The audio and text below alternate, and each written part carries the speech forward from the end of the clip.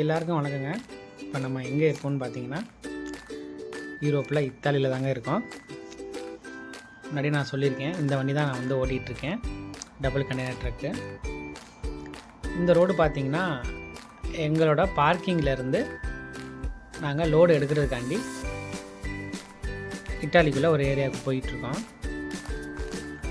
இது வந்து ஒரு கொஞ்சம் சின்ன ரோடு தான். அது வந்துட்டு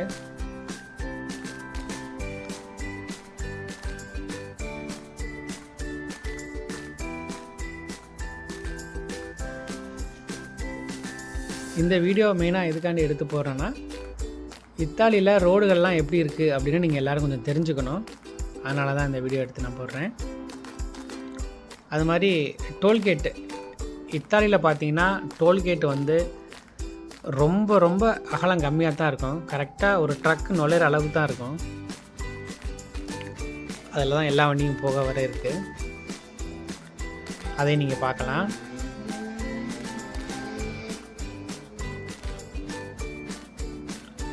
ஏற்ற மாதிரி ஒரு சந்துக்குள்ளேருந்து வண்டிலாம் வருதுன்னு நினைக்காதீங்க.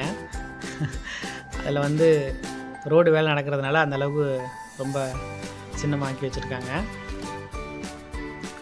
இங்கே டிரைவிங்குன்னு பார்த்தீங்கன்னா இங்கே எல்லா மக்களுமே நல்லா தெளிவாக ட்ரைவ் பண்ணுவாங்க, ரொம்ப சேஃப்டியாகவும் ட்ரைவ் பண்ணுவாங்க. ஈவன் ட்ரக் டிரைவராக இருக்கட்டும், அது மாதிரி கார் ஓட்டுறவங்களாக இருக்கட்டும், எல்லாருமே டிரைவிங் கொஞ்சம் நல்லா தெளிவாக பண்ணுவாங்க. ரூல்ஸ் அண்ட் ரெகுலேஷன்லாம் கரெக்டாக ஃபாலோ பண்ணுவாங்க. அதனால் இங்கே மேக்ஸிமம் என்ன ஆக்சிடெண்ட்டே நடக்கிறதுக்கு வாய்ப்பே இல்லை. அதாவது 1% கூட வாய்ப்பு இல்லை. ஏதாவது ஒரு இடங்களில் சின்ன சின்ன தவறு நடக்கத்தான் செய்யுது. ஆனாலும்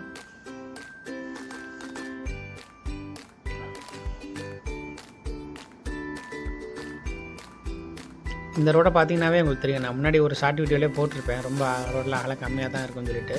பார்க்காதவங்க போய் சேனலில் போய் இதுக்கு முன்னாடி ஷார்ட் வீடியோவில் இருக்கும், போய் பாருங்கள். என்னடா ஏற்ற மாதிரி வீடு இருக்குதுன்னு பார்க்காதீங்க, அது வந்து டோல்கேட்டு. அதுக்குள்ளே தான் நம்ம போக போகிறோம். இப்போ பார்த்தீங்கன்னா அவங்களுக்கே நல்லா தெரியும், அகலம் ரொம்ப கம்மியாக தான் இருக்கும். ரொம்ப கவனமாக போகணும்.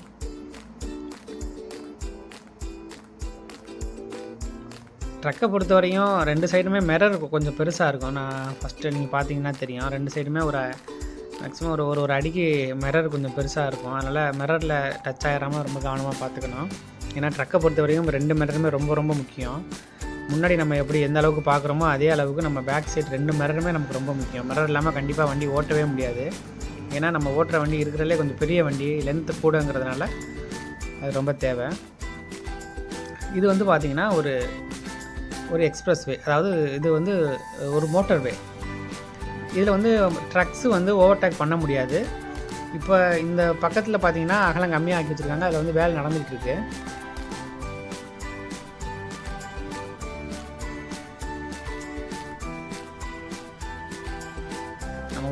நம்ம பார்க்கிங்லேருந்து ஒரு 30 கிலோமீட்டர் தாண்டி வந்துட்டோம். இப்போ வந்து அடுத்த ஒரு டோல்கேட்டுக்கு வந்துட்டோம். இந்த டோல்கேட்டும் பார்த்திங்கன்னா அதே மாதிரி தான் இருக்கும்.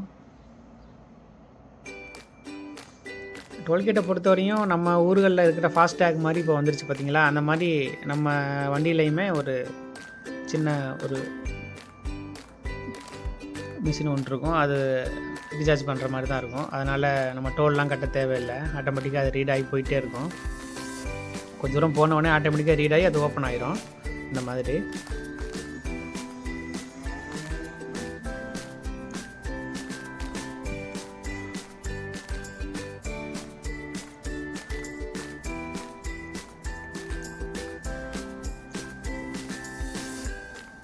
வண்டி யூரோப்பில் ஓட்டுறதுங்கிறது ஒரு பெரிய விஷயம் இல்லை தான். இருந்தாலும் நம்ம இந்தியாவில், தமிழ்நாட்டில் குறிப்பாக ஓட்டினவங்க வந்து இங்கே வண்டி ஓட்டுறது ஒரு பெரிய விஷயமாகவே இருக்காது.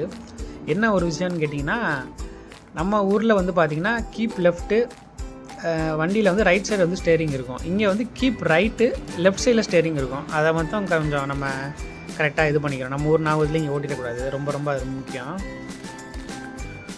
அது மாதிரி ஒரு ரவுண்ட் அபவுட்டில் ஏறுறோம்னா லெஃப்ட் சைடு நமக்கு வர்ற வண்டிக்கு நமக்கு ஃபஸ்ட்டு ப்ரிஃபரன்ஸ் கண்டிப்பாக கொடுக்கணும். மேக்ஸிமம் ரவுண்ட் அபவுட் ஃபுல்லாகவே சிக்னல் இல்லைன்னா நம்ம கிவ்அவே லெஃப்ட் சைடு வர்ற வண்டிக்கு கொடுத்தான் ஆகணும்.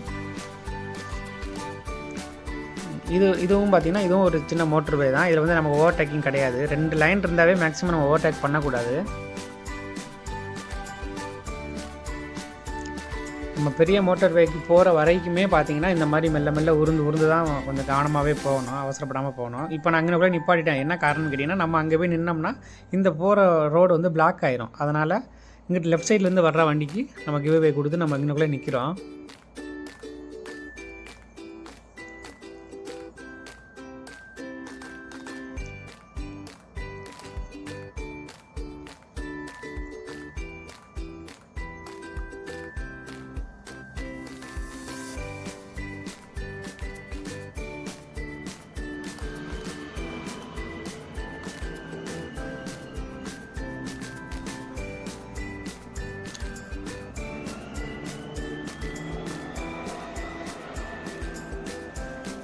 நம்ம பெரிய ரோட்டில் போய் ஏறுற வரையும் பார்த்திங்கன்னா நம்ம ரொம்ப கவனமாக அவசரப்படாமல் தான் போகணும். எனக்கு லோடு ஆக்சுவலாக எங்கே இருந்து வரணும்னு கேட்டிங்கன்னா, எனக்கு ஜெர்மனிலேருந்து லோடு வரும்.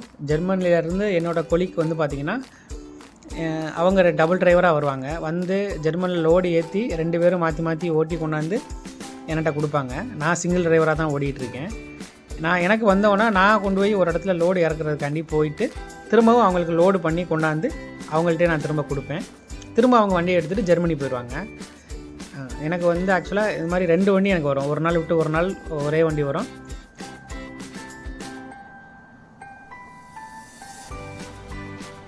அதே மாதிரி அடுத்த வண்டியும் பார்த்திங்கன்னா ஒரு நாள் விட்டு ஒரு நாள், அதாவது டெய்லி எனக்கு ஒரு வண்டி வந்துடும். மாற்றி மாற்றி ஒரு வண்டி வந்துக்கிட்டே இருக்கும். மோஸ்ட்லி எனக்கு பார்த்திங்கன்னா நான் இங்கே உள்ள டயத்துக்கு ஆஃப்டர்நூன் ஆரம்பிப்பேன். ஒரு 2 மணி 3 மணிக்கு ஆரம்பித்தேன்னா நைட்டு 2 மணி ஆயிரும், 12 மணி நேரம் ஆயிரும். நான் லோடு ஏற்றி இறக்கி ட்ரைவிங் ஹவர்ஸ்லாம் ஒரு 8 மணி நேரம் ஆகும். இங்கே அது மாதிரி அதர் ஒர்க்கு, லோடு ஏற்றுறது இறக்குறது அந்த மாதிரி பிரச்சனைலாம் இருக்குது. நான் அதை லோடு ஏற்றுறது இறக்குறதுனா நம்ம எதையுமே எடுக்க போகிறது கிடையாது. நம்ம கண்டெய்னரை வந்து ட்ராப் பண்ணணும், பிக்கப் பண்ணணும், அது மட்டும் தான். நான் அடுத்த வீடியோவில் கண்டிப்பாக அது எப்படி என்னங்கிறத நான் உங்களுக்கு சொல்கிறேன். இந்த டோல்கேட்டில் சைடில் சவர் வைக்க மறந்துட்டாங்க போல், கொஞ்சம் அகலமாக தான் இருக்குது.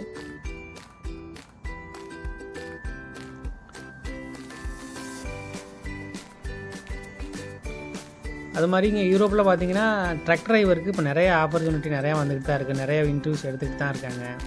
அது மாதிரி அசம்பிளி செக்ஷனு, வேர்ஹவுஸ் ஹெல்ப்பரு, டிஸ்பேச்சரு அந்த மாதிரி வேலைக்கும் ஆள் எடுக்கிறாங்க. இங்கே யூரோப்பில் வந்து நம்ம ஃபஸ்ட்டு இந்த மாதிரி விஷயங்களை உள்ளே நுழைஞ்சிட்டு அடுத்தடுத்து நம்ம ஃபர்தராக வேறு இதுகளுக்கு மூவ் பண்ணுறதுக்கும் நமக்கு ரொம்ப வசதியாக இருக்கும். நம்ம இங்கே ஒரு 2 வருஷம் நல்லா எக்ஸ்பீரியன்ஸ் பண்ணிவிட்டு பெரிய பெரிய நாடுகளுக்கும், அதாவது ஆக்சுவலாக இதுவே பெரிய நாடு தான், யூஎஸ், கனடா அந்த மாதிரி நாடுகளுக்கும் நம்ம போகிறதுக்கு ரொம்ப ஈஸியாக இருக்கும். அது மாதிரி அங்கே போய் நமக்கு ஈஸியாக வேலை கிடைக்கிறதுக்கும் நமக்கு ஒரு பெரிய வாய்ப்பாக இருக்கும். இங்கேருந்தே நம்மளை இன்டர்வியூ பண்ணி இந்த மாதிரி யூரோப்பில் 2 வருஷம் வண்டி ஓட்டணும்னு சொன்னாவே நம்ம ஈஸியாக எடுத்துக்கிடுவாங்க. இங்கெல்லாம் இங்கே எவ்வளோ டபுள் சம்பளமாகவும் அங்கே கிடைக்கும்.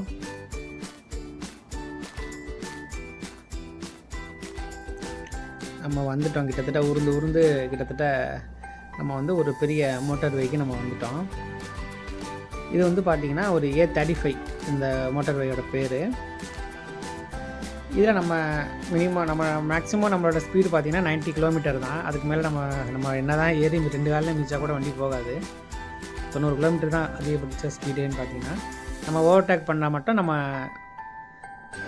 நம்ம செகண்டு வேலை நம்ம செகண்ட் ட்ராக்கில் நம்ம ஓவர்டேக் பண்ணிக்கலாம்.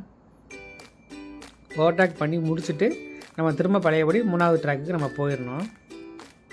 ஏன்னா பின்னாடி வர்ற கார்களுக்கு, மற்ற வண்டி ஓவர்டேக் பண்ணுற வண்டிகளுக்கு நம்ம இடத்துல இருக்கக்கூடாது. அதனால தான் இங்கே வண்டி ஓட்டுற ட்ரக் டிரைவராக இருக்கட்டும், கார் ஓட்டுறவங்களாக இருக்கட்டும், எல்லாருமே ரொம்ப மரியாதையாக இருப்பாங்க. கரெக்டாக ரூல்ஸை ஃபாலோவும் பண்ணுவாங்க. அதே மாதிரி நம்மளும் அவங்கள தொந்தரவு பண்ணாமல் நம்மளும் கரெக்டாக இருந்தோம்னா எந்த பிரச்சனையுமே நடக்காது ரோட்டில் வந்து பார்த்திங்கன்னா.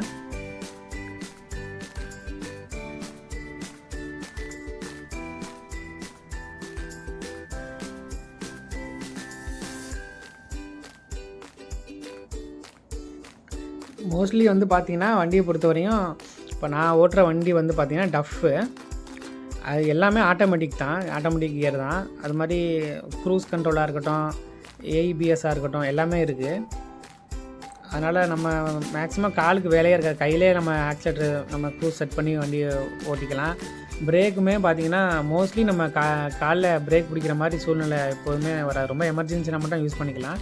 மற்றபடி ரெட் ஆர்டர் யூஸ் பண்ணி நம்ம வண்டியை கொஞ்சம் ஸ்லோ பண்ணிக்கலாம். அதனால் காலுக்கு அதிக வேலை இருக்காது. காலத்துக்கு சம்பளம் கட்டிட்டு கூட நம்ம பாட்டுக்கு ஓட்டிகிட்டு அழகாக போயிட்டே இருக்கலாம். ஏஇபிஎஸை பற்றி சொல்லணும்னு பார்த்தீங்கன்னா, முன்னாடி ஒரு வண்டி போயிட்டே இருக்குன்னா நம்ம வண்டி ஆக்சுவலாக முன்னாடி ஃபாலோ பண்ணிட்டே போகுது.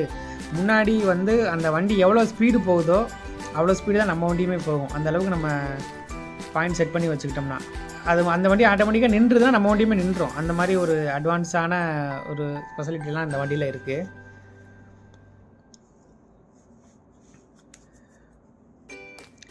இது ஒரு டோலு.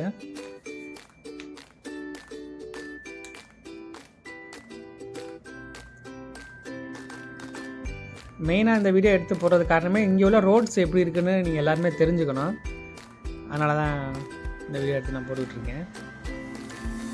நிறைய வீடியோஸ் இருக்குது, எடுத்து எடிட் பண்ணி போடுறதுக்கு டைம் இல்லை.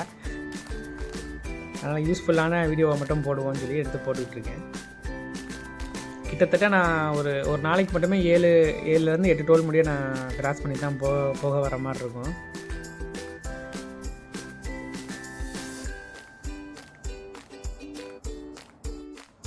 இப்போ நம்ம ஹப்புக்கு வந்துட்டோம்.